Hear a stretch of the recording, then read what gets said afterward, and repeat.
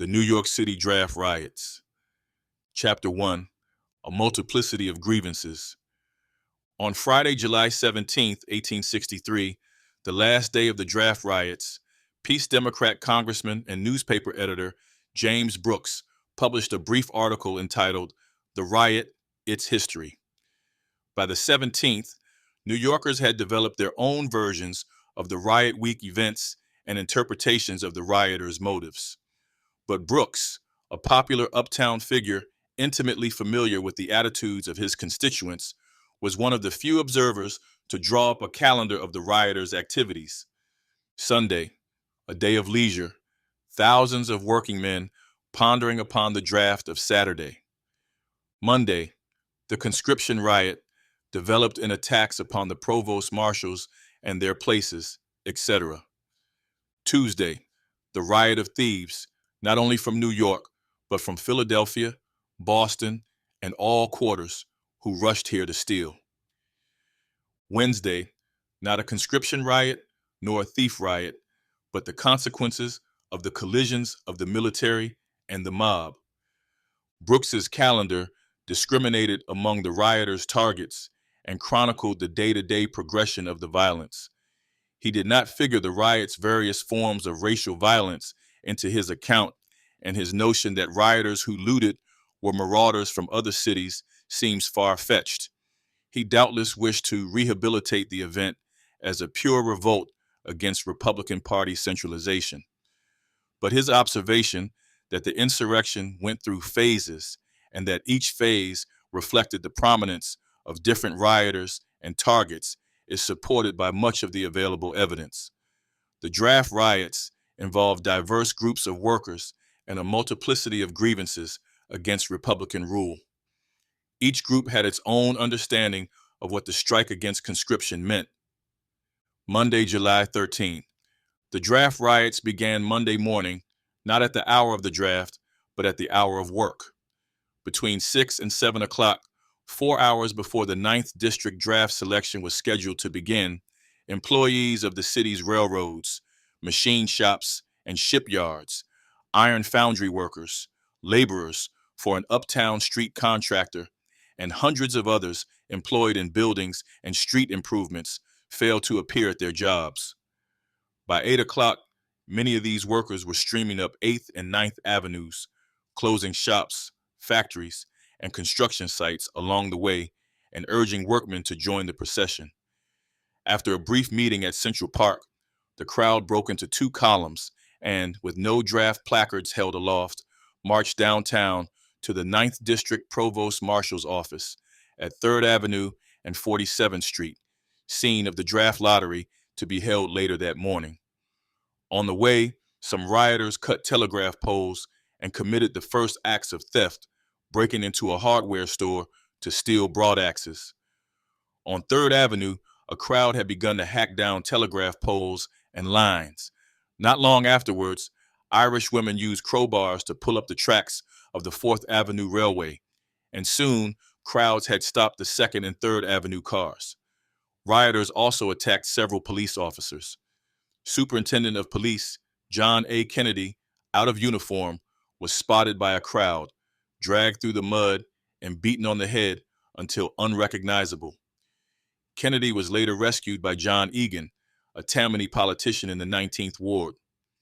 During the course of the morning, rioters who attended the Central Park meeting may have encountered others who had assembled further downtown to close Allaire's Works, the Novelty Works, and other factories along the East Side waterfront. The convergence of rioters from different parts of the city was more likely a result of rumor and circumstance than explicit and coordinated design. At 10:30, draft selection began in the 9th District office, while the now sizable crowd milled outside. After 50 or so names had been drawn, the Black Joke Engine Company, number 33, arrived dressed in full fire company regalia. One of their men had been selected in Saturday's lottery. Many firemen thought their traditional exemption from militia service should extend to the federal draft, and over the weekend, the Black Joke Company had resolved to halt Monday's 9th District proceedings. A pistol shot rang out, and the black joke men burst into the office, smashed the selection wheel, and set the building on fire.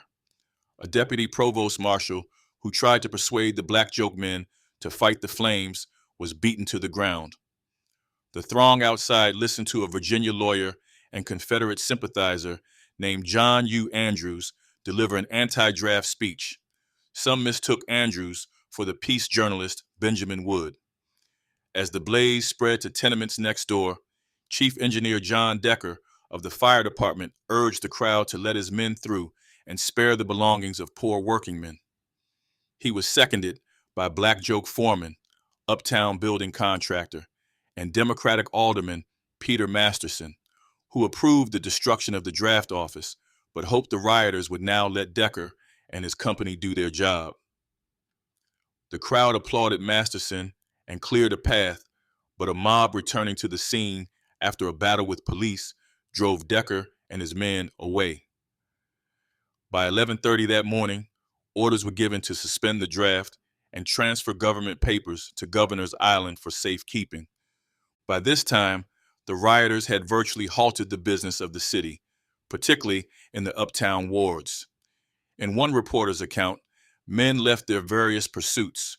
Owners of inconsiderable stores put up their shutters. Factories were emptied. Conductors or drivers left their cars. Employees at railroad depots all added formidable accessions to the depots. The crowds on the Upper East Side avenues had now swelled into a concourse of over 12,000 that included men, women, and children of every social grade who had put down their work to discuss the Conscription Act or merely to watch the disturbance and ponder what direction it would take. As most of the city turned its attention toward the rioters and their activities, the draft became Monday's all-absorbing subject. Rioters now began to gather at sites emblematic of the political choices of the day to voice their approval or objection. One cohort paid a friendly visit to Democratic General George B. McClellan's house on East 31st Street. Shortly after noon, rioters appeared at Printing House Square, the journalistic thoroughfare, where one could always find the makings of a crowd awaiting the latest war news. They huzzaed McClellan and the buildings of the Peace Democrat Daily News and Weekly Caucasian and groaned at the offices of the Republican Times and Daily Tribune. To many New Yorkers, the round, bespectacled face, drooping figure, and telltale white overcoat of Horace Greeley, editor of the Tribune, embodied the Republican Party and the anti-slavery cause. James H. Whitten, a neighborhood barber known for his extreme Confederate views, challenged Greeley to show himself and threatened to kill the abolitionist and gut the office. The crowd resisted Whitten's urgings and left the building alone when Greeley failed to appear. After chasing a policeman across City Hall Park, the rioters dispersed and Whitten returned to his barber's chair. During the morning, divisions among the rioters began to emerge. One committee that closed factories on the east side explicitly limited its aims to halting the draft. James Jackson, owner of an ironworks, reported a conversation with a delegation from an assemblage of 100 men and boys outside his factory between 9 and 10 o'clock.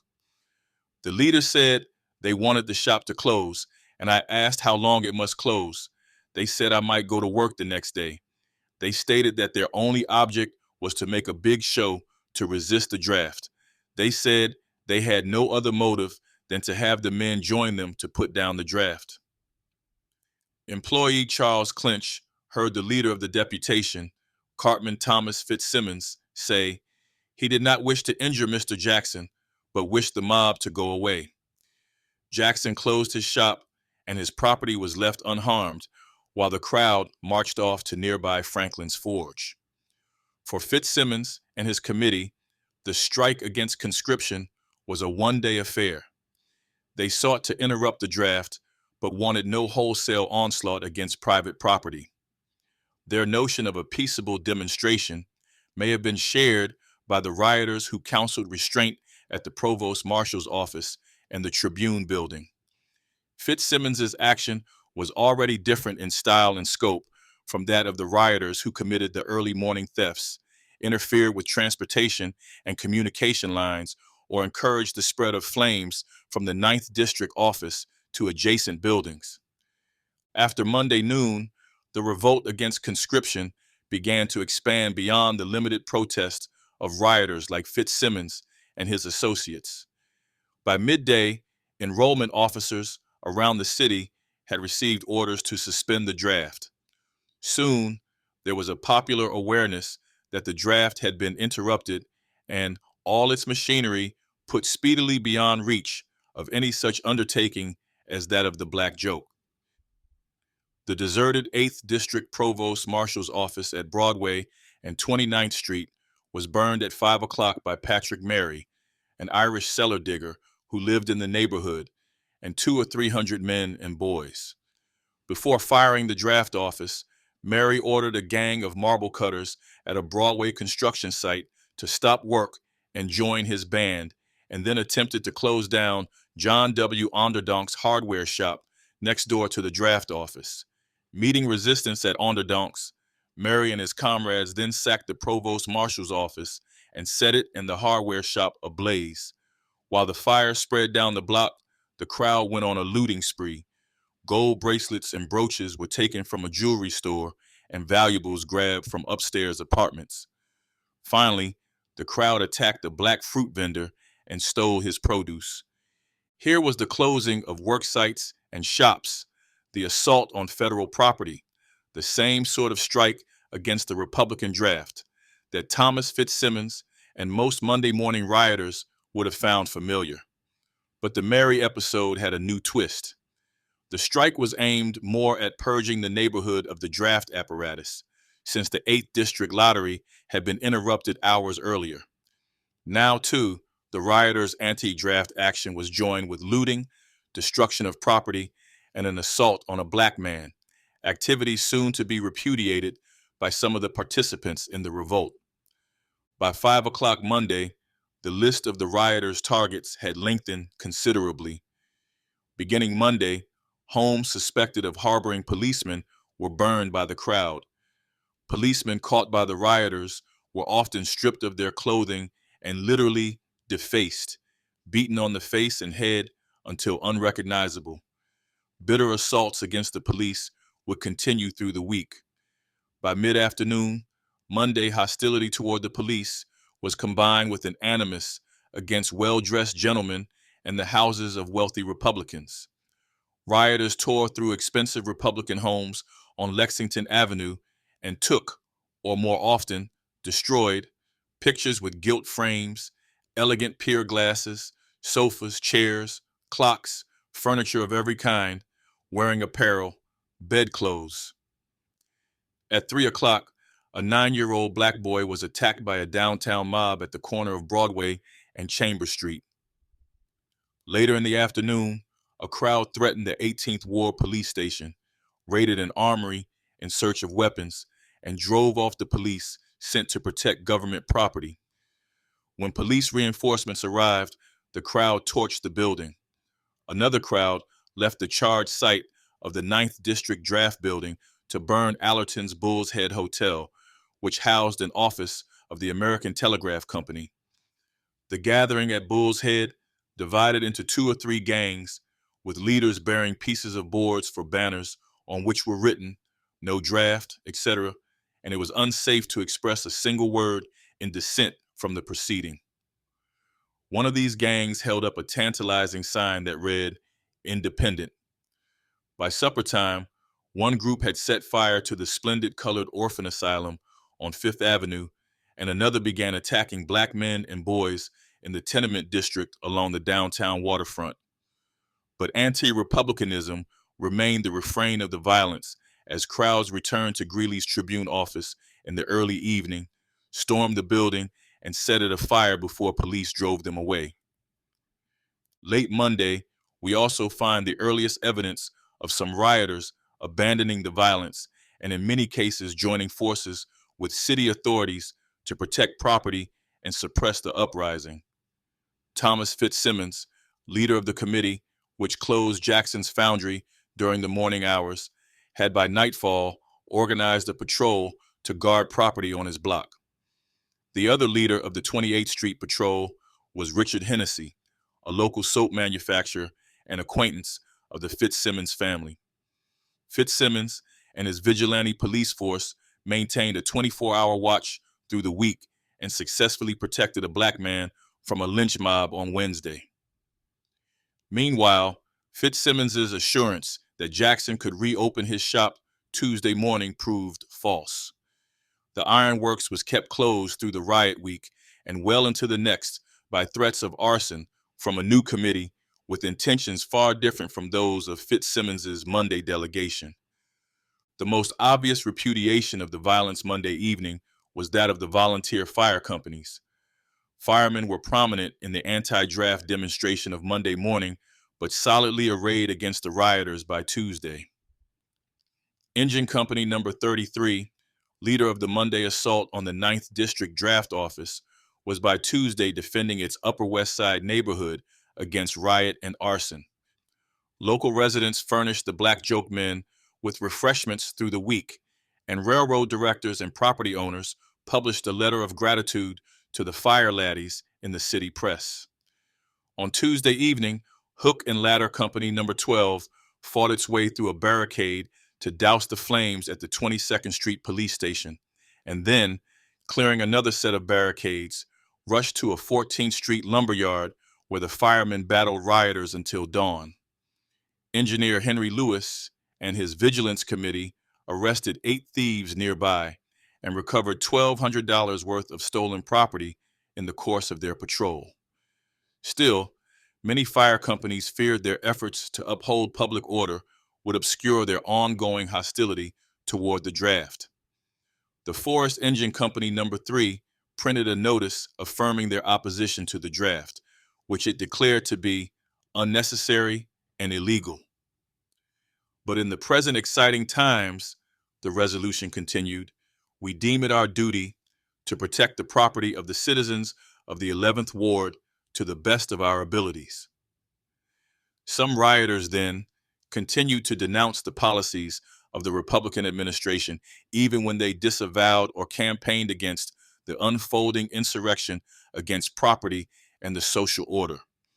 The tensions among Monday's crowds and the abandonment of the revolt by some rioters suggest that from the outset, the uprising had different sorts of participants with diverse grievances. At least through early Monday afternoon, the course of violence was much influenced by rioters concerned primarily with the administration of the draft. These working men and their families, whose actions call to mind Brooks's conscription riot, denounced Republicans Lincoln and Greeley, carried placards against the draft, and cheered as the 9th District Draft Office burned. Like the committee at Jackson's Foundry, they used the technique of marching from shop to shop and corralling men into the crowd to increase their numbers and inform the city's workers about their action. This style of protest was familiar to all New York City workers in the 1850s and 1860s as a method of enforcing strikes. These rioters displayed great hostility toward government representatives and property, and even condoned the burning of federal buildings and the attacks on Metropolitan Police and United States Army Invalid Corps arriving to investigate the disturbance on 3rd Avenue. It was even conceivable that a rioter of this sort might have joined in the savage beating of Police Superintendent Kennedy on Monday morning. But these rioters seem to have shunned the looting, the hanging, and mutilation of black men, and the attacks on war industries that began Monday and continued through the week.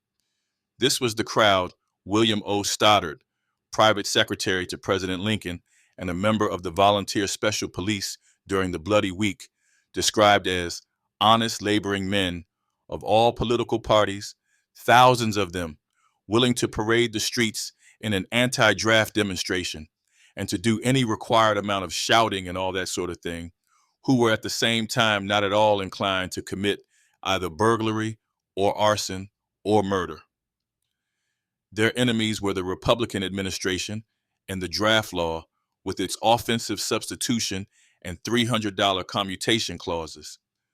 Some of these rioters may have regarded a conscription law without the invidious provisions as a legitimate and equitable way to hasten a Northern victory. Alongside Monday's rioters of limited aims were others with larger designs. These men, women, and children helped to destroy the provost marshal's office, attack city police and federal officials, and close factories. But this cohort also severed telegraph lines, tore up railroad tracks, and committed the first acts of theft Monday morning. It was probably rioters of this sort who later in the week destroyed the track of the Hudson River Railroad, attacked the Weehawken and Fulton ferries, and attempted to burn the Harlem and Macombs dam bridges and the Manhattan and Metropolitan Gas Works. Early Monday, one crowd within earshot of a reporter cut down telegraph poles after discussing the possibility of the authorities summoning troops from Albany. The assaults on telegraph lines, ferry slips, railroad tracks, and gas factories went beyond mere machine breaking to disclose a grander anticipation of, or even plan for, protracted confrontation with the authorities. We do not know how elaborate this plan was or whether such attacks were coordinated, but the appearance of deliberate scheming was compelling enough to convince Republicans and Democrats alike that the destruction of transportation and communication lines and efforts to darken the city were the coup de main in a Confederate conspiracy to coordinate Southern military victories with a mob takeover of New York. Contrary to such perceptions, the rioters' attacks seem to have been independent in motive and free from outside manipulation. If anything, the attacks revealed these crowds' keen sense of the dynamics and structure of the city. Only as the violence entered its second day, the rioters of limited aims, now retired, and the more ambitious crowds in full force, did it become possible to identify each of the riot's constituencies. Monday's rioters were by no means all Irish and Catholic. Some were German-speaking. One observer thought the early morning procession looked like some German festival, and some were native-born and Protestant. Artisans in the building trades, who formed the backbone of the uptown fire companies, figured prominently in reports of the Monday morning factory closings and anti-draft procession. These were the painters, carpenters, bricklayers, stonecutters, and small building contractors who pushed the city's line of settlement north towards Central Park in the 1850s and 1860s. By the middle of the week, the social complexion of the crowds had changed. Midweek rioters were more predictably Irish and Catholic, and they were more likely to be members of trades restricted to sons of Erin. German Americans had by Tuesday organized against the insurrection and were commended by the Republican press for their loyal and orderly comportment. Tuesdays and Wednesdays rioters tended to be industrial workers and common laborers employed in the city's iron foundries, railroad shops, and dock and street construction gangs, especially in the upper wards. The laborer rioters, it should be said, generally did not toil alongside or under the supervision of skilled craftsmen. Instead, these quarrymen, street pavers, cartmen, and longshoremen independently organized and managed their own work. Observers frequently commented on the role of half-grown boys in the midweek crowds. Of the 24 identifiable wounded rioters brought into Bellevue Hospital on Thursday of riot week, 7 were listed as minors, 6 as laborers, 2 as boilermakers, and 1 as a cartman. Only one 16-year-old plumber, John Ennis, was associated with the building trades. By midweek, artisans in building had largely disappeared from the newspaper accounts and presumably had abandoned the streets. The lines between constituencies were sometimes blurred. Some Germans appeared among Tuesdays and Wednesdays rioters. Some Irish left the streets Monday afternoon.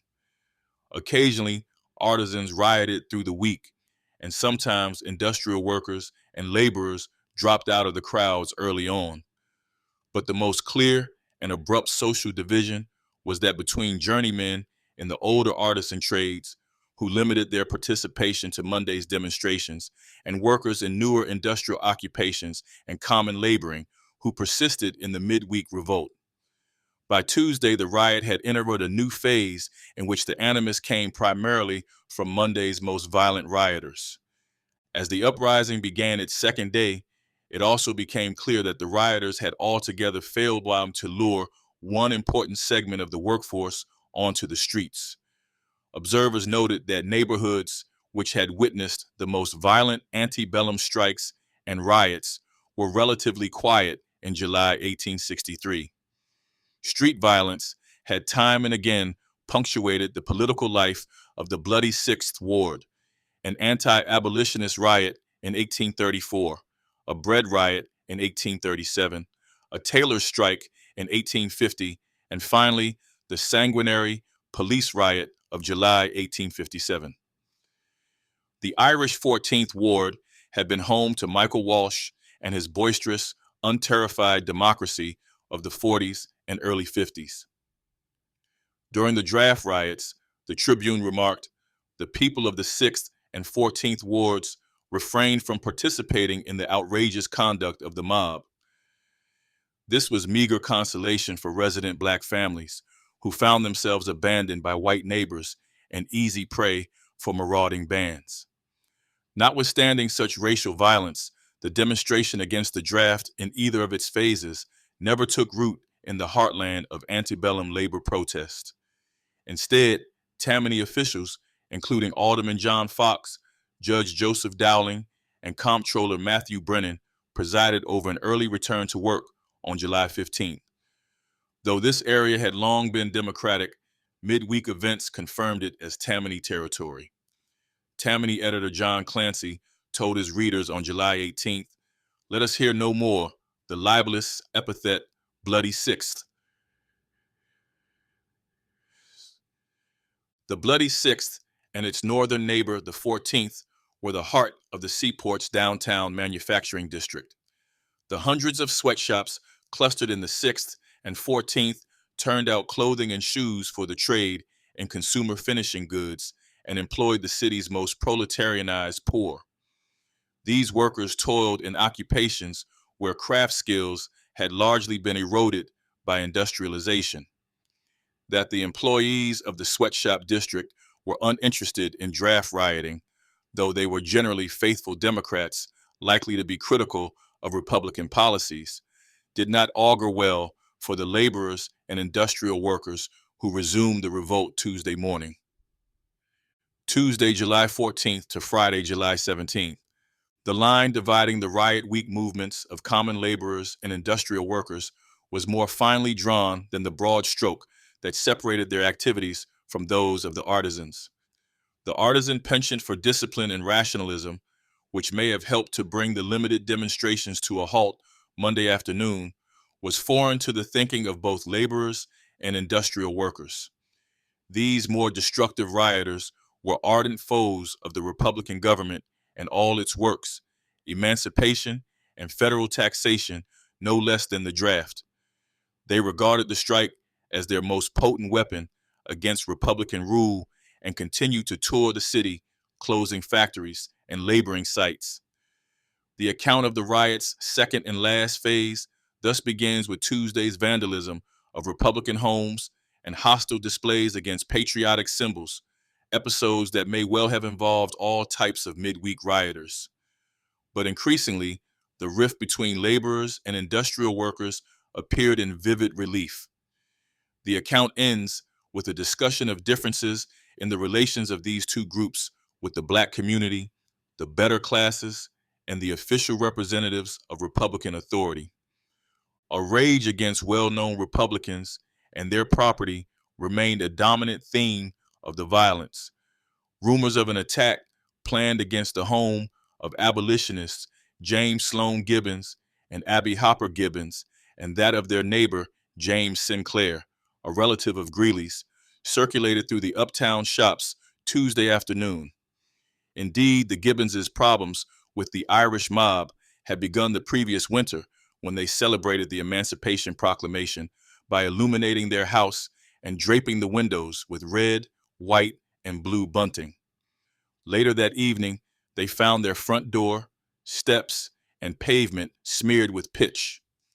The draft rioters' raid on the Gibbons' house seems to have been one of the more concerted and systematic attacks of the riot week. Late in the afternoon of July 14th, two men on horseback, waving swords and shouting, "Greeley Gibbons! Greeley Gibbons!" The journalist had boarded at the Gibbonses and was rumored among the rioters to live there, galloped up to the house. A crowd of men and women followed close behind. The horsemen stopped one at each side of the courtyard and allowed about a dozen men with pickaxes into the house while they kept the rest of the mob back. Inside, the men destroyed what they could and threw things out the windows. Finally, the advance team was joined by the throng without. The rioters were driven away by a company of soldiers on two occasions, but each time returned to the house. Fires were lit, and the house was saved only by the intervention of neighbors afraid of spreading flames. The rioters vented their greatest anger against the Gibbonses' domestic effects. The witnesses all agree that a great deal of the furniture was thrown out of the windows, most of it having been previously injured. Many of the books and papers in the library were used to kindle the fires, placed under the furniture collected for that purpose. Others were scattered about and trampled upon. The pictures and works of art were mostly defaced or injured in the house. The crockery, etc., was demolished in the house. The carpets and oilcloths were greatly injured, and after having been nearly destroyed, were mostly carried away. The official, who would later examine the Gibbons' claim for riot damages, estimated that only 20% of the articles lost were stolen. James Gibbons recalled that the piano was actually fired and broken up and carried off in fragments. The riot of thieves, a la Brooks, was in this instance bent primarily on defacing and destroying property. It was as if demolishing cultural possessions, what one friend of the Gibbonses reverently referred to as the household gods, was the rioters' way of destroying the essential attribute of the Republican elite and guaranteeing their departure from the neighborhood. During the vandalism of the Gibbons home, two drunken Irishmen, Michael O'Brien and John Fitzherbert, led a nearby crowd in the tearing of an American flag to Fitzherbert's chants of "Damn the Flag." In a later incident, Fitzherbert cheered Jeff Davis. Midweek rioters saluted a long list of Peace Democrat and Confederate heroes, from Horatio Seymour and General McClellan to the Wood Brothers to Jefferson Davis.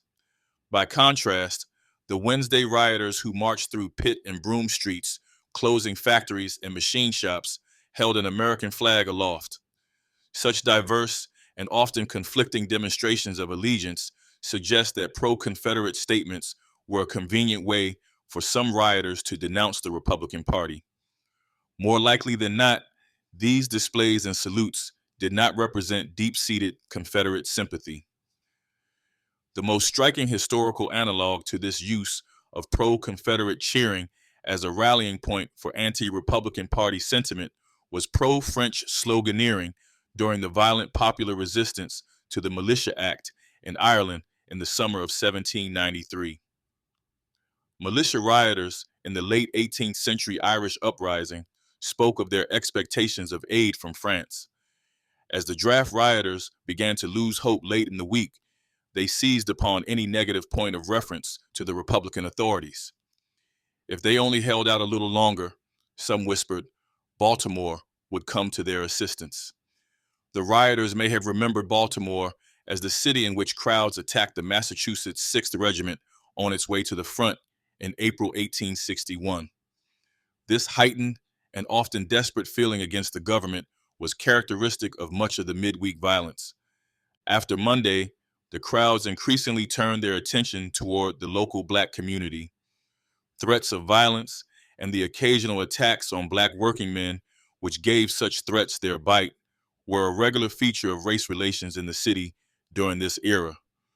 But racial tension was high during late spring 1863 because of the shipping company's decision to employ Black labor to break a longshoreman strike.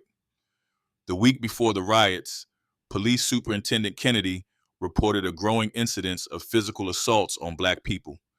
Fearing an outbreak, he urged Secretary of War Stanton not to parade the Black 55th Massachusetts Regiment through the city as planned. On Sunday, July 12th, there were a number of arson attempts against houses on Carmine Street, the heart of one of the city's several Black enclaves. In a sense, the racial violence of the draft riots was the quickening of an already accelerated tempo of intimidation and assault. What made the July riots' brand of racial attack new was its sweeping character.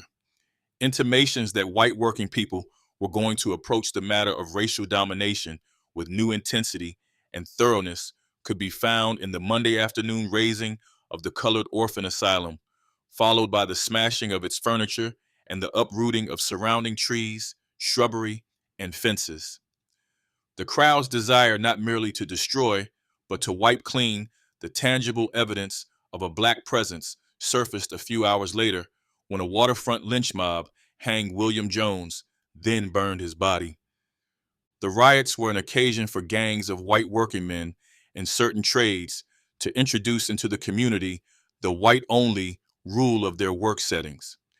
Bands of Irish longshoremen, many of whom lived within blocks of the piers they worked, began the first racial attacks Monday afternoon.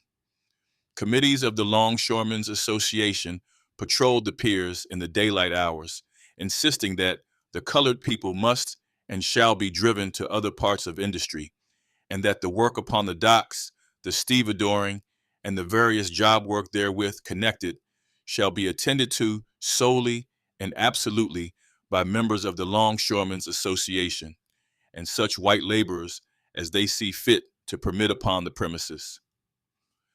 Irish street pavers, cartmen, and hack drivers followed suit in other parts of the city, though not with the longshoremen's visible organization and proclamations.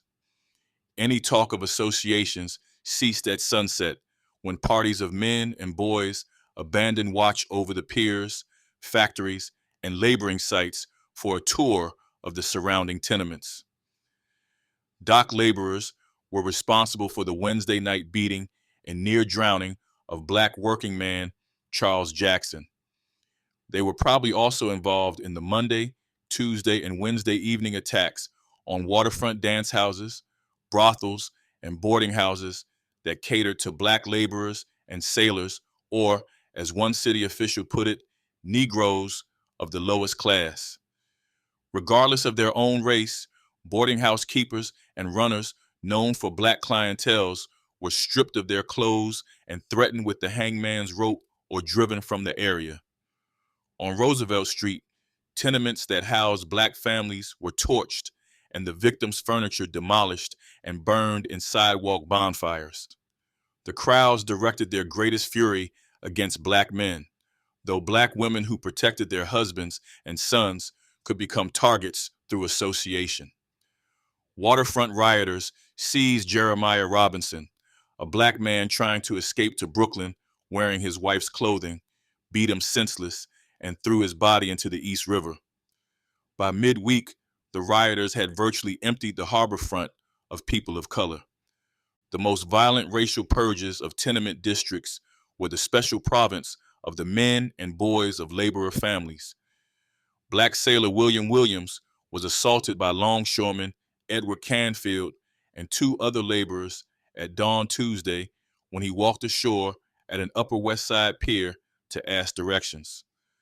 Like many of the racial murders, this attack developed into an impromptu neighborhood theater with its own horrific routines. Each member of the white gang came up to the prostrate sailor to perform an atrocity, to jump on him, smash his body with a cobblestone, plant a knife in his chest, while the white audience of local proprietors, workmen, women, and boys watched the tragedy with a mixture of shock, fascination, and, in most instances, a measure of approval. A couple of onlookers did slip away to notify the police, but as was so often the case, no member of the white audience tried to intervene. To the contrary, milkman Daniel Greenleaf reported, after the occurrence, there were several cheers given and something said about vengeance on every nigger in New York. The performance over, the assemblage retired to a nearby liquor store. Some minutes later, and down the block, a cartman opening his stable to begin the workday was warned by a man, possibly Canfield, not to put any niggers to work. When the police arrived, they found the street quiet and Williams in a bleeding and insensible condition from which he died soon after. Elaborate dramas of a similar kind were reenacted during the course of 3 Upper West Side lynchings. At dawn Wednesday, 19-year-old William Mealy spotted black shoemaker James Costello on West 32nd Street and gave chase. Costello fired a shot in self-defense. The shot drew the attention of 5 or 6 white men. Laborer Matthew Zweig may be among them. The party pulled Costello from the house where he sought refuge, alternately beat, kicked, and stoned him, trampled on his body, and finally hanged him. Before the episode was complete, 2 of the party dragged him half dead to a mud hole where, in a variation on the theme of tar and feather, one immersed him in water while the other emptied a barrel of ashes over his head. Finally, the rioters plundered and burned down the house where Costello had attempted to hide. Some hours later, laborer George Glass yanked crippled black coachman Abraham Franklin and his sister Henrietta from their rooms a few blocks away, roughed up the girl, and dragged Franklin through the streets. A lamppost was found, and Franklin was hanged. The military arrived, scattered the crowd, and cut down Franklin's body, but when the soldiers departed, the corpse was hoisted up again with cheers for Jefferson Davis. Then the crowd pulled down Franklin's body for the final time. In a grisly denouement, 16-year-old Irishman Patrick Butler dragged the body through the streets by the genitals as the crowd applauded. After yet another hanging in this neighborhood, rioters cut off their black victims' fingers and toes. The houses of these black residents were often identified, if they needed to be, by bands of small boys who marked them by stoning the windows. The boys later returned with their male elders to pull out the black tenants and complete the bloody mission. Through such elaborate routines, these white working men and boys cultivated a dehumanized view of their black neighbors. Sexual mutilation, burning, and drowning of victims called to mind a traditional and highly symbolic strain of popular violence dating at least as far back as the early modern era. Patrick Butler's public display and appropriation of Abraham Franklin's body and one crowd's amputation of a victim's fingers and toes pointed to a need among rioters of this stripe to prove sexual conquest of the black male community through symbolic acts. Startling even to New Yorkers accustomed to the bloody street melee, these acts no doubt served to dehumanize and objectify black men further in the minds of their white attackers. After the manhood of black working men had been publicly reified and debased, white laborers seemed to have imagined an objective black male presence could be cleansed from the neighborhoods. We must be careful here not to ascribe too much structure and rationality to such emotional behavior. But it is certainly worth wondering whether bonfire lynch murders and drownings of black victims were the final acts in much improvised dramas of conquest and purification. Fire and water would symbolically render harmless what these rioters perceived as the post-emancipation social power of their black neighbors. In the view of many white Northerners, the political ascendancy of the Republican Party was causing a revolution in race relations in their communities. The demise of slavery as an institution and a national question, almost inevitable by summer 1863, seemed to signal the end of an era in the North as well as the South. But no one set of rules emerged to replace an older modus vivendi between the races in northern cities. Through sexual conquest and purification, many white working men may have hoped to erase the threat of a new black dignity at a time when the social and political status of black people was especially unsettled. The behavior of Patrick Butler requires additional comment. The image of the Irish youth dragging Franklin's corpse through the streets burns itself into the mind even as our sensibilities become dulled from many descriptions of bloody scenes. Butler himself, it should be noted, was listed in the court records as a butcher, practitioner of an old and violent craft, as renowned for knife flourishing on the streets as within the market stalls. Nonetheless, it is hardly sufficient to associate this rioter's brutality with the behavior of an occupational group. The sexual intensity, exaggerated gestures, and bravado of Butler's act call to mind, more than anything, the mentality of a 16-year-old boy. Boys often led the most violent and sexually charged attacks on black men. Young and unmarried males were, of course, especially liable to be drafted. But, as Mayor George Opdyke noted in his account of the riots, so many of the rioters were younger than the minimum draft age of 20 that the simple motive of self-protection against the Conscription Act does not explain their actions. If not always vulnerable to the draft law, New York's young immigrant workers were vulnerable in a larger economic and social sense. They were easily the most underemployed members of the white male labor force. The marginality of young male workers was especially acute at a moment when, in many trades, older traditions of apprenticeship were breaking down or altogether gone, and a factory workforce based in part on youth labor was only beginning to emerge. During this especially bleak interregnum, many poor boys, regardless of their chosen trade, may have wondered whether they would ever become full-fledged participants in the family and job networks that define social maturity for the mid-19th century adult working man. Attacks on both Republican draft offices and the bodies of black working men make sense if we imagine white working class youths to be seeking to restore to the community not just political order, but also social and sexual order. If a sense of insecurity helped to inspire the racial attacks of white laborers who competed with black workers, it played an even larger role in the white youth riot that figured as a leitmotif in the midweek violence. Fear of racial amalgamation, the theme of so many earlier anti-black riots in New York City, was also an element of the violence. Crowds visited and often attacked the homes of racially mixed couples and white women who kept company with black men. Tuesday night, downtown saloon keeper and small-time Democratic politician William Cruz tried unsuccessfully to instigate a crowd of men and boys to burn the house of Mary Burke, a white prostitute who included black men among her clientele. Cruz had better luck when he gave straw and matches to a gang of boys and led them around the corner to the rooms of William Derrickson, a black laborer at a local loading depot. William escaped, but his son Alfred was pulled out on the street, stripped and beaten. A fire was started under a lamppost, and Alfred would have been lynched and burned to death were it not for the 11th hour intercession of grocer Frederick Merrick and a group of local German residents who chased the rioters away.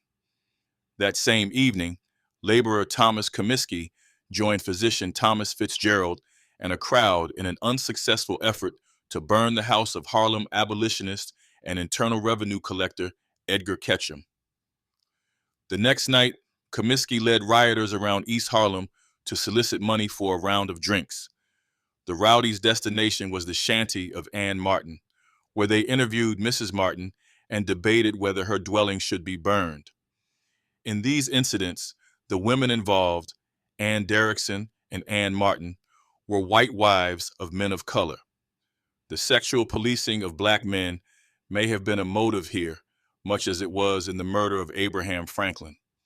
For many crowds in which laborers were prominent, it became important to confirm the loyalty of friends and identify enemies among the neighborhood Chamber of Commerce. On Wednesday, Martin Hart, a gas pipe layer recently arrived from Ireland, Adam Schlosshauer, a German gardener, and John Halligan, another laborer, led a band of at least 8 revelers around Harlem asking storekeepers and employers for liquor money. One man made the request for 50 cents or $1, while 2 others serenaded with flute and tin kettles. The group marked the names of stentors on a card and left them with the warning, "We'll settle with you tonight." John Piper, a teamster whose name had come up in the lottery, asked Upper West Side slaughterhouse owner Thomas White for money to treat the boys, and, receiving a few shillings, invited some bystanders into White's office for a drink. Piper announced that he hoped to rally all the GD drafted men to resist the draft, but had come to inform his friends what the mob was going to do and see that his friends would be protected. Promising White immunity, the teamster boasted that a neighboring abattoir owner would be burned out because he was a mean GDS of a B. He had prevented the burning of a black residence. He was German, and he had informed on the rioters. In these and other incidents, treating was serious business. The crowds often brandished clubs and revolvers. The threat of arson was carried out against proprietors who refused to pay up. Under such duress, the offer to stand drinks cannot be said to have been freely given. But even then, treating carried connotations of friendship and sympathy between donor and recipient, connotations magnified by the black and white moral universe of midweek, in which capitulation to the mob furnished grounds for suspicion of treason. While the motives of Hart and company were more purely bacchanalian than those of Piper, the issue of support for the ongoing draft riot never wholly disappeared from these interchanges. Some rioters were easily appeased. A suspicious party who performed an act of generosity, produced the proper friendly sponsorship, or proclaimed anti-draft sentiments could readily undermine the damning evidence of dress, occupation, or political views. In the Piper episode, policeman William McTaggart was among the bystanders ushered into White's establishment after White had offered to stand drinks. Piper asked White if McTaggart was reliable, and when reassured, proceeded to reveal the rioters' plans of destruction on the Upper West Side. A speech could be as effective as an offer to treat in quelling the rioters' suspicions. Director of the 6th Avenue Railroad, Alfred G. Jones, was pulled from his depot on Tuesday by a gang seeking to force those men still working to join their ranks. "I promenaded arm in arm with a drunken Irishman," Jones confided to his diary, "and was let go upon making a speech against the draft. They said I was all right and left me after shaking hands generally." For these rioters, and they were frequently laborers, the project of sweeping the city clean of individuals and institutions responsible for the draft was as much one of social inclusion as it was one of exclusion. A rage against elite offenders went hand in hand with chivalry toward elite friends. As the week progressed, the attention of such crowds began to drift from the Republican government and its works to other community institutions they suspected of hostility to the insurrection, exploitative behavior, or moral reform.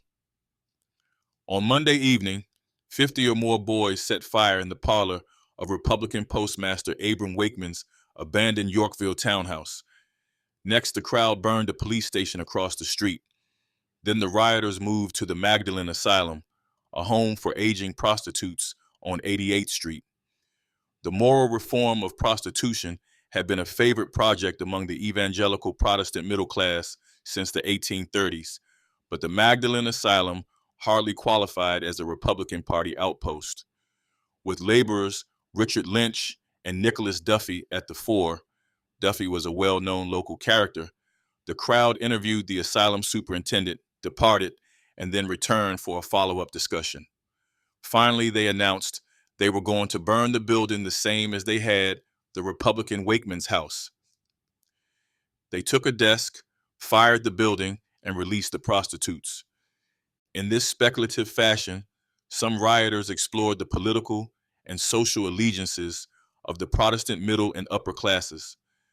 Such attacks often surprised the victims themselves, who, like the Magdalene superintendent, were not sure why they had become targets. Late Monday, rioters approached Professor John Torrey's house near the grounds of Columbia College, wishing to know if a Republican lived there and what the college building was used for. They were going to burn Preston King's house, Tory wrote, as he was rich and a decided Republican. They barely desisted when addressed by the Catholic priests. The furious, bareheaded, and coatless men assembled under our windows and shouted aloud for Jefferson Davis. The Catholic priests calmed the rioters' suspicions, as did the family of a Dr. Ward later that evening. The Ward family saved their nearby Fifth Avenue mansion by assuring the crowd that they were all Brackenridge Democrats and opposed to the draft. The entreaties of the superintendent of the Magdalen Asylum were less persuasive. Some rioters lengthened their list of enemies to include an array of middle and upper-class Protestant individuals and institutions. For these crowds, the midweek revolt had moved beyond an attack on the agencies of the wartime state. As the Magdalene and Columbia episodes suggest, Catholic loyalties mattered, and Catholic antipathies could broaden the swath of the midweek riot. At Tuesday dawn, a Harlem temperance and music room was burned, and later in the week, 2 Protestant missions were wrecked. On Wednesday, we find the first evidence of rioters proclaiming Irish and Catholic identity as an explanation or legitimation for their attacks. In one incident, a Central Park laborer named Doherty incited a gang of Irishmen to warn away and burn the house of Republican lawyer Josiah Porter, whom they called a black orange man and a black Republican at that. Porter had refused Doherty permission to build a shanty on Porter's land. Earlier that morning, Michael McCabe announced his membership in the Hibernian Society in the course of extorting $40 from a Harlem grocer, whose connection to the Republican Party, if any, remains unknown. Wednesday night, Uptown rioters' query to well-dressed gentlemen, "Are you for the Union?" was safely, if evasively, answered, "I am a Democratic Catholic." While Catholic resentment of Protestant authority smoldered through both phases of the riot, it glowed brightest in the midweek violence. Another illegitimate personality rioters sought to drive away was the waterfront brothel keeper. The brothel district along the downtown West Side docks was the scene of attacks beginning Tuesday night. Unlike the firing of Roosevelt Street dance houses Monday night and William Cruz's threats to prostitute Mary Burke's rooms on Tuesday, the destruction of the West Side brothels was not necessarily linked to racial animosities. Bands of rioters toured the waterfront stores and wharves during the day on Tuesday and rallied laborers for the procession that evening. A little after 8 o'clock, the assemblage divided into 2 parties and the march began. Consisting almost entirely of boys and led by a man sporting a white hat with a feather, one group headed up Washington Street while another column turned up West Street along the wharves. The first group, now joined by a party of women and men, entered and destroyed the saloon and brothel of Heinrich Streichhausen on Greenwich Street. Wash basins and water pitchers were broken, furniture smashed, liquor and cigars carried off. The crowd continued on to John Smith's brothel at 157 Greenwich, where boys began throwing bricks at the door. Young longshoreman Martin Haley was about to usher his comrades inside when the proprietor Smith suddenly appeared in the doorway and shot him dead. The marchers scattered. Prostitutes were never injured in these attacks. The rioters sought only to tear down the offending structure and drive the owner out of business. Musical instruments were thus the first objects to meet with the rioters' axes. German proprietors were frequent victims, but these were not anti-German attacks per se. Though there is no direct evidence on this point, rioters may have regarded brothel keepers, especially those who catered to German or black workingmen, as petty exploiters who attracted large numbers of migrant laborers to their districts and undermined their ability to control the labor market. The raids on houses of ill fame Tuesday night and through the week reflected the special social situation and needs of the waterfront laborer families. Such attacks were at best loosely linked to concurrent goals of repudiating the Republicans and their draft and destroying telegraph lines, ferries, and bridges. Irish rioters now began to attack German and Jewish store owners. Some of these shopkeepers were known Republicans, and occasionally attacks began with a formal discussion. A Klein Deutschland bartender managed to save his employer's premises by treating rioters to a round of drinks. More often, though, mobs dispensed with interviews and tests of allegiance and attacked the German shops on site. One of the earlier reasons for destroying property to prevent those parties connected to the draft from returning to the neighborhood now disappeared in favor of outright theft. The most troublesome obstacle Irish rioters faced as they struggled to keep uptown factories and work sites closed through the week was the attitude of their German neighbors and fellow workers.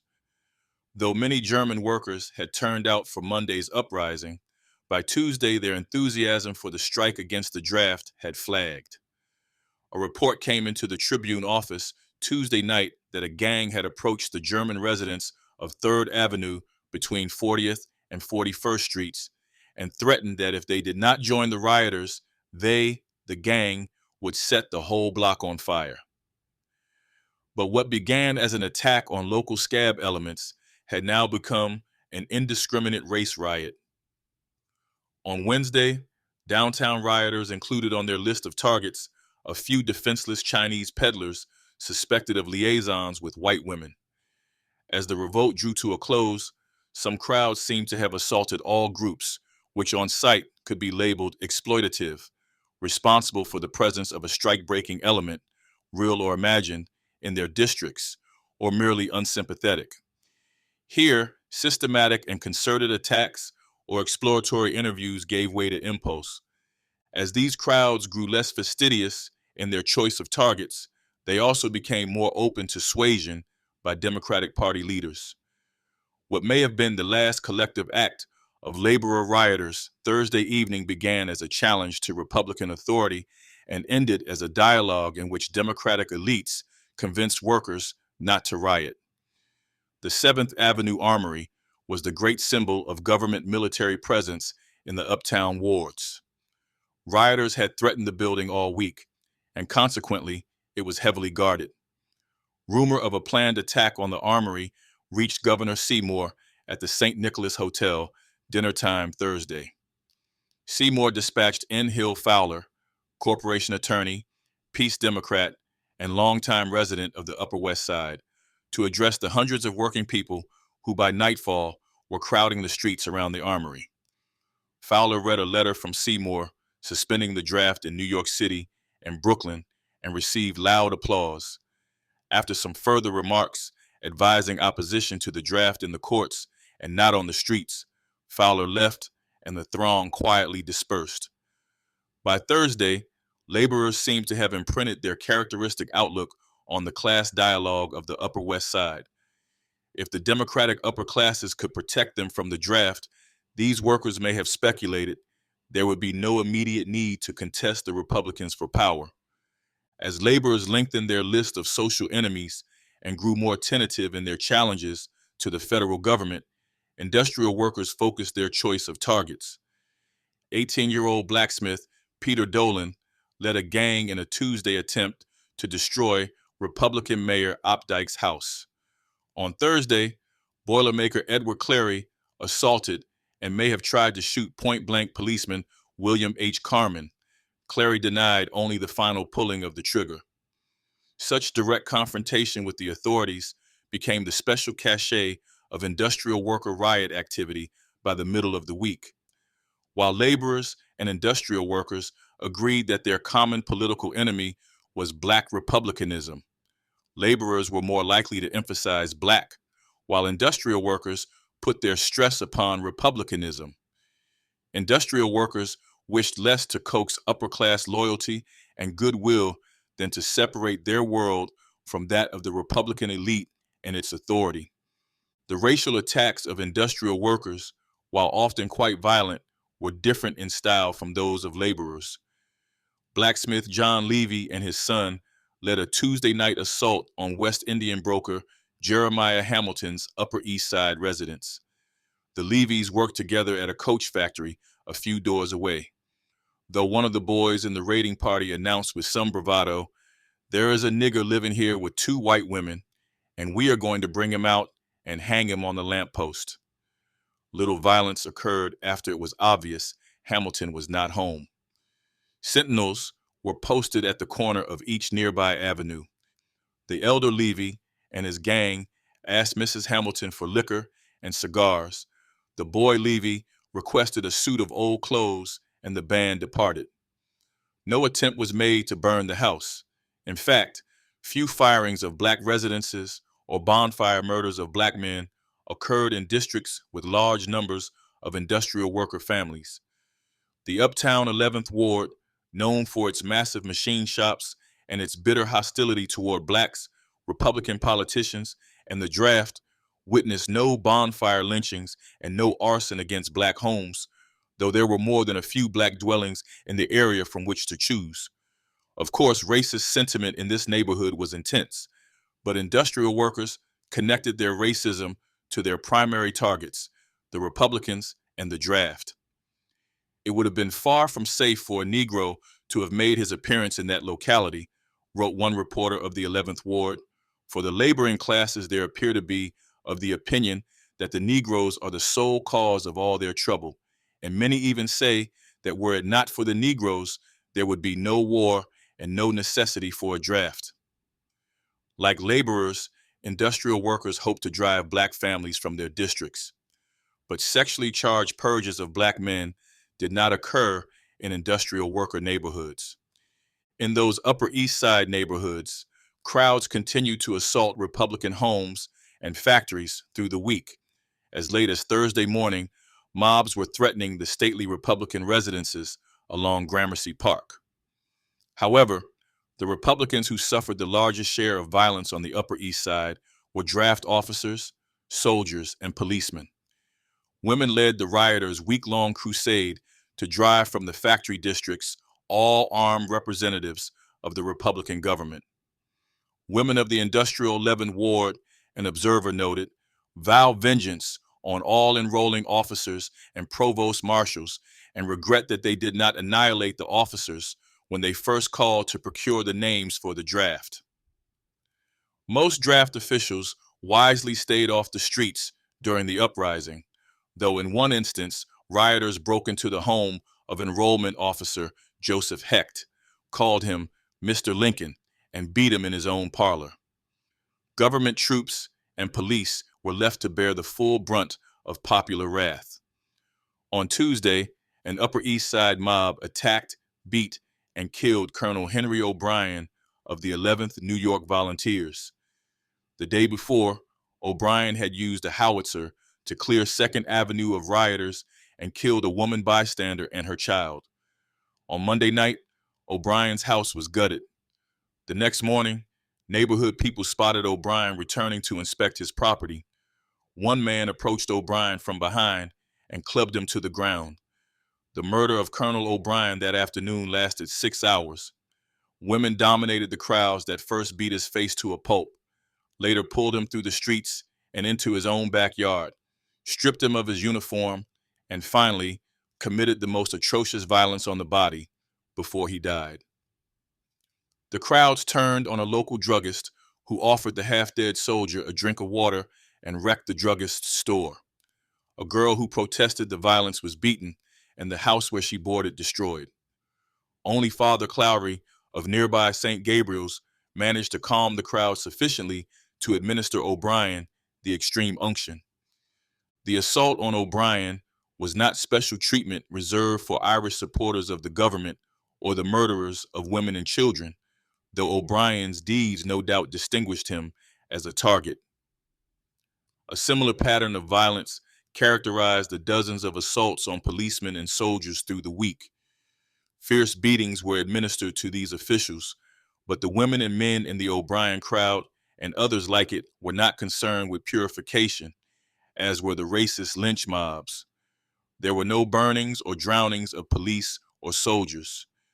The participation of working class wives, suggests these events were not merely the outgrowth of the male workplace experience and may have relied as well on the neighborhood networks of poor Irish women.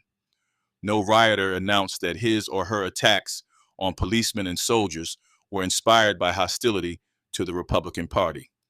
Yet, there is reason to suspect that the city's immigrant poor did associate such armed authority with republicanism.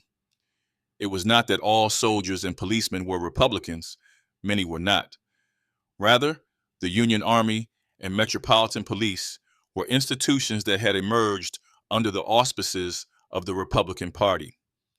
The Army's relation to the Republican national government was self-evident. The Metropolitan Police was a creation of the local Republican elite, which had wrested control of city law enforcement from the Democratic Party in July 1857, only after suppressing a riot opposing the change. Under the zealous leadership of Superintendent John A. Kennedy, whom the rioters singled out for vengeance early on, the Metropolitan Police practically became an arm of the Republican government in Washington. Secretary of War Stanton appointed Kennedy a special provost marshal and the police a provost marshal's guard in August 1862 as the city prepared for the state draft. Kennedy's police now had the power to apprehend any who interfered with the war effort, and they exercised that power to the utmost. They arrested 4,000 deserters in little over a year, defined disloyalty broadly enough to include harmless statements against the Republican Party, detained suspects on meager evidence, and on Election Day 1862 used information procured during state draft enrollment to challenge the legal status of immigrant and presumably Democratic voters. This was the context in which Kennedy's police were popularly identified with Republican authority. The O'Brien incident and others like it set the tone for the titanic struggles between the crowds and the police and military in the Upper East Side Factory District. Mondays and Tuesdays' battles for control of the Union Steamworks on East 22nd Street presaged the entrenched style of conflict soon to characterize the fighting in this neighborhood. Working-class families from the blocks surrounding the firearms factory hoped to seize the hundreds of carbines rumored to be inside. A wire factory converted to wartime arms production, the Steamworks was owned by Mayor Opdyke's son-in-law, George Farley. Mr. Opdyke's armory had become a popular symbol of Republican control of the uptown industrial landscape. Rioters broke into the factory on Monday afternoon. In some of the most bitter hand-to-hand encounters of the week, Inspector George W. Dilks and 200 policemen drove off with clubs, the crowds of men and women streaming into the factory. Through the day, neighborhood working people stormed the armory and several times seized the building. Police wrested the factory back only after a stair-by-stair struggle. Tuesday afternoon, crowds captured the factory again and repulsed an attempt of the 18th Ward Police to dislodge them. Inspector Dilks and Captain John C. Helm then returned to the scene with a company of the 12th United States Infantry. In this next encounter, the women were very desperate, barring the policemen's path and assaulting them with stones and clubs. Only repeated volleys of gunfire into the dense mass of working people enabled the combined forces of police and military to rescue the remaining boxes of weapons from the building. Tuesday night, the rioters finally did assert their claim to the Union Steamworks, burning the building to the ground. The 18th Ward Police Station on the same block was also burned that evening. What Brooks called the collisions of the military and the mob were now centered on the streets surrounding the large uptown factories as the crowds battled to seize and hold the industrial terrain. On Tuesday, barricades went up east of 1st Avenue in the 17th and 11th wards, east of 3rd Avenue in the 18th ward, and along 9th Avenue in the 20th ward. These boundaries cordoned off the waterfront residential and work world of the heavily Irish Catholic industrial working class from the center island that was the domain of a more native-born and Protestant middle and upper class. 8th and 3rd Avenues, thoroughfares of retail stores and artisan shops, were both decidedly on the far side of the barricades from this working class perspective. By Wednesday, 2nd Avenue had become the critical boulevard for workers to control. Crowds of excited men occupied the corners of the streets, and no one was allowed to cross the 2nd Avenue without first being placed under a rigid and scrutinizing examination. East of that avenue, as one reporter so examined put it, any stranger was suspected of being an agent of the Republican authorities, either a special officer or a spy. It was here, under the shadow of the massive factories of the Upper East Side riverfront, more than on the West Side, that industrial workers were concentrated and their involvement in the riot was most evident. Through the middle of the week, laborers remained highly mobile, touring the city, closing factories, and demanding obeisance from proprietors in the uptown neighborhoods. By contrast, industrial workers and their families now became intensely local in their thinking. They hoped to establish zones of the city free from a Republican presence. Irish Catholicism was an important part of the identity of many East Side rioters, and by excluding Republicans, they may have believed that their territory of justice would also be free from the usurpations of a nativistic and homogenizing Protestant rule. When the wives of Upper East Side working men enjoined their husbands to die at home on Wednesday and Thursday, home meant the dozen or so square blocks in which these families lived and worked. One of the large factories behind this working class cordon sanitaire was Jackson's Foundry, scene of Thomas Fitzsimmons's peaceable Monday demonstration against the draft. By Wednesday morning, the mob outside the 28th Street factory grew so dense that 2 companies of the 65th New York National Guard and a detachment from the 8th Regiment, along with some police reinforcements, were sent in to occupy and protect the factory. A committee of rioters demanded that the soldiers give up the policemen to the crowd. The committee promised to disperse the gathering outside the foundry if the policemen were delivered up. Otherwise, the rioters threatened to storm the factory at all hazards. The police officers donned workmen's garments and escaped the building in disguise. Hitchcock and Jackson, owners of the ironworks, begged Brigadier General Harvey Brown to withdraw the troops from the building as their presence only exasperated the people. State Senator John Bradley and Judge Michael Connolly repeated the request on Friday, informing Commissioner of Police Thomas Acton that the presence of the military incited the mob to acts of violence.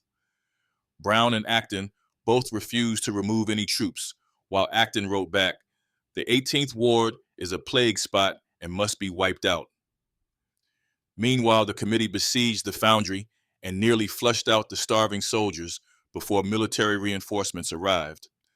The rioters' committees had better success keeping the tenements free of military and police. Committees moved block by block through the Upper East Side riverfront district, posting sentinels at street corners and searching each house for soldiers wounded in the fighting and secreted away by sympathetic neighbors.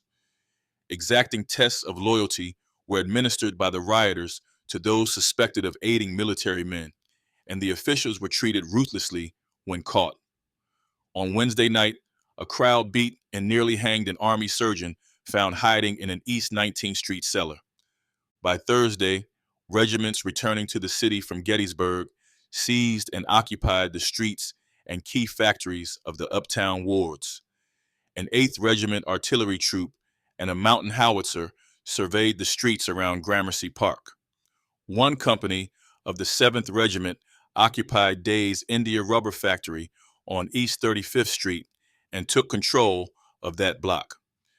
Other troops from the 7th were stationed as pickets from 3rd Avenue and 32nd Street east to the river and north to 40th Street. Not more than one citizen at a time is allowed to enter the picket line by permission of the officer of the guard, observed one reporter, and even then, he is not permitted to stand still or look around, but must briskly walk to his destination under penalty of being shot by the sentries. By Friday, many of the 6,000 active troops now in the city were stationed in the uptown districts. Industrial workers' hopes of liberating their neighborhoods from the policies and personnel of the Republican government had to be deferred. Now the battle on the Upper East Side moved indoors. Late afternoon Thursday, Colonel Thaddeus Mott led a company of volunteers down East 22nd Street between 2nd and 3rd Avenues when a crowd attempted to blockade the street and prevent the soldiers' passage. The residents of the block fired bricks down on the military from the rooftops, and a sniper shot killed Mott's company sergeant. The company beat a quick retreat, but returned with police and citizen deputy reinforcements and orders from General Brown to recover the officer's body. General Putnam, commanding the returning troops, retrieved the body and ordered his soldiers to clear the houses of rioters, first on 22nd Street and then on 31st Street. The neighborhood barricaded its doors against the soldiers, but finally the troops prevailed. Breaking down doors, bayoneting all who interfered, the soldiers drove the crowds to the tenement roofs. A large number of the crowd jumped to certain death below. Colonel Mott marched 16 male prisoners from the 2 blocks back to General Brown's headquarters. 2 of the 5 traceable 22nd Street prisoners were metal workers, one an iron molder and one a blacksmith. On the Upper East Side, the homes of industrial workers became the final redoubts of the draft riots. A true calendar of the events of July 13, 17 reveals that the draft riots unfolded in 2 phases, each with its own characteristic participants, motives, and dynamics. Through early afternoon Monday, much of the violence bore the stamp of rioters who were conducting a one-day demonstration against the administration and inequitable provisions of the Conscription Act. This big show against the draft was hostile to Republican leaders and officials and conceived the draft as one of several obnoxious Republican wartime policies. Such rioters left the streets by late Monday and in many instances joined the organized effort to restore order. Alongside these rioters were others who, from the outset, were willing to employ far more violent means to put down the draft and were opposed to conscription on any terms. By Tuesday, they dominated the action, and the riot entered a new, more murderous and destructive phase. The midweek rioters proceeded to connect the draft to many of its social bases in the community. Only the offensive behavior of an entire cast of characters these rioters felt could account for the subversion of just authority and the unprecedented power and arrogations of the Republican Party. A problem of this magnitude called for major surgery. Midweek crowds aimed to cut out the tumor whole, to isolate and remove all manifestations of the Republican social presence. As they watched the centralizing national government become increasingly identified with the prerogatives of a local elite they associated with exploitative and interventionist authority, rioters of all persuasions sought to reclaim the polity in the name of the community.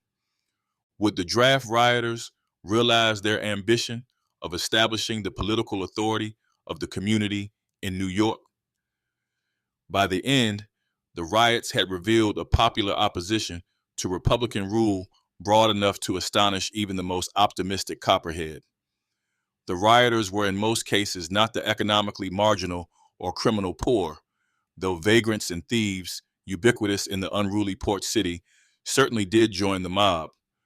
Nor were the rioters the most proletarianized and degraded workers. The revolt was primarily the doing of wage earners accustomed to considerable control over the conduct of their jobs. Judging from the aggressive tone and wide-ranging scope of the riots, these workers also had a sense of their own political importance. Yet this popular opposition was fragmented, drew upon diverse constituencies, and deployed many, often conflicting, ethnic, religious, racial, class, and political strategies.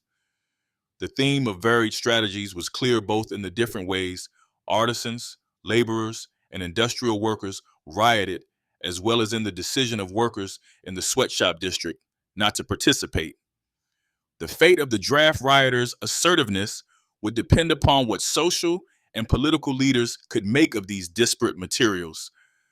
One of the questions left open to speculation in mid-July was the political future of those workers who had expressed their grievances independently of Democratic Party leaders.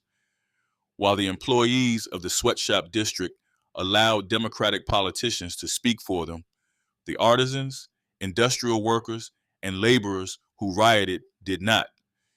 These wage earners were doubtless interested in what Democratic orators of all persuasions had to say, but had a capacity for self-directed and sustained collective activity that would make their participation in any future political movement something to be watched closely, not taken for granted. Laborers who deferred to Democratic leaders at the end of the riot were hardly less independent-minded than their artisan and industrial worker associates. From the perspective of a Democratic boss, these rioting workers were potentially a fractious lot. Two other groups opposed to the draft, organized workers in the building trades and German Americans, expressed their views apart from the party machinery. The strikes and riots of 1863 began a decade of unprecedented organization among New York City workers, but during the war, most local trade unions were still new and fragile. Few unions were strong enough to influence the behavior of many wage earners during the July riots. Even when sympathetic to the strike against conscription, most unions preferred not to associate themselves with treasonous and violent acts. The exception here, of course, was the Longshoremen's Association. The one journeyman society to condemn the riots publicly and warn its members against treason was Patrick Keaty's Practical House Painters Association, which included some uptown Irishmen. Known for his criticism of Republican measures and his insistence that unions be kept free of party politics, Keaty sent his membership a letter that began, "I do not for a moment suppose that any of you took part in the late riots. You are too well aware of your own interest to do that. But you can, in many ways, exercise your influence to prevent recurrence of such disgraceful scenes as were then enacted." Keaty and the organized few for whom he spoke hoped to establish the trade union movement as an independent arena of opposition to both treasonous violence and Republican policies. Similarly, German Americans sought to restore peace to their home districts at arm's length from the personnel of the major political parties. When most Germans left the crowds late Monday and organized to protect property and battle rioters, they necessarily placed themselves in league with Republican authorities. But like some of the fire companies, Germans made clear that they acted independently of Republican allies. "We believe," one Klein Deutschland group announced on the 16th, "that the draft is unconstitutional and uncalled for, and said draft now being stopped, we organize ourselves as a body to protect the lives and the property of the people in this district." While such a stance chilled German relations with the Republican Party, it was by no means a declaration of allegiance to Tammany Hall. Germans tended to take to the streets not as self-proclaimed Democrats, but as Germans, as in the Germans of Division Street who patrolled the woodworking district on the 16th, or as squads of Turnverein or Schießenverein. When the Democrats of Kleindeutschland did organize a citizens' brigade to suppress the violence, it was an anti-Tammany or peace Democrat outfit. The prospects of popular anti-republicanism also depended on the political identities that the building trades unions and German American associations would choose for themselves. Finally, the draft rioters' success or failure rested on the responses of the many groups which comprised the local middle and upper classes. An internally polarized and embattled elite confronted the political challenge of the rioters. The eventual outcome of the Civil War and the fate of the Republican experiment in nation building were highly uncertain during the second week of July 1863. Unresolved, too, was the outcome of a dramatic contest for authority among New York City's better classes. This chapter provides a detailed account of the New York City draft riots that took place in July 1863 during the Civil War. The riots were sparked by anger over the Conscription Act, which required men to fight in the Union Army. However, the riots quickly turned into a chaotic and violent uprising fueled by a mix of racial, economic, and political tensions. Key points. 1. Start of the riots. The riots began on Monday, July 13th, when workers, especially Irish immigrants, protested against the draft. They attacked draft offices, burned buildings, and clashed with police. The rioters targeted symbols of authority, including police officers, government buildings, and wealthy Republican homes. 2. Racial violence. The riots took a dark turn as racial violence erupted. Many rioters, particularly Irish laborers, attacked black residents, blaming them for the war and competition for jobs. The Colored Orphan Asylum was burned down, and black individuals were beaten, lynched, and driven out of their neighborhoods. 3. Phases of the riots. The riots evolved over the week. Initially, the violence was focused on anti-draft protests, but it soon expanded to include looting, arson, and racial attacks. By Tuesday and Wednesday, the riots became more chaotic, with different groups, laborers, industrial workers, and even women, participating in the violence. 4. Role of different groups. Artisans and skilled workers were more likely to protest peacefully and leave the riots early, while laborers and industrial workers continued the violence, targeting Republicans, police, and black residents. Women played a significant role, especially in attacking police and soldiers, whom they saw as representatives of the Republican government. 5. End of the riots. By Thursday and Friday, the riots began to wind down as military troops arrived to restore order. The rioters, who had hoped to overthrow Republican authority, were ultimately unable to sustain their rebellion. Many rioters, especially laborers, were persuaded by Democratic leaders to stop the violence, as they were promised the draft would be suspended. 6.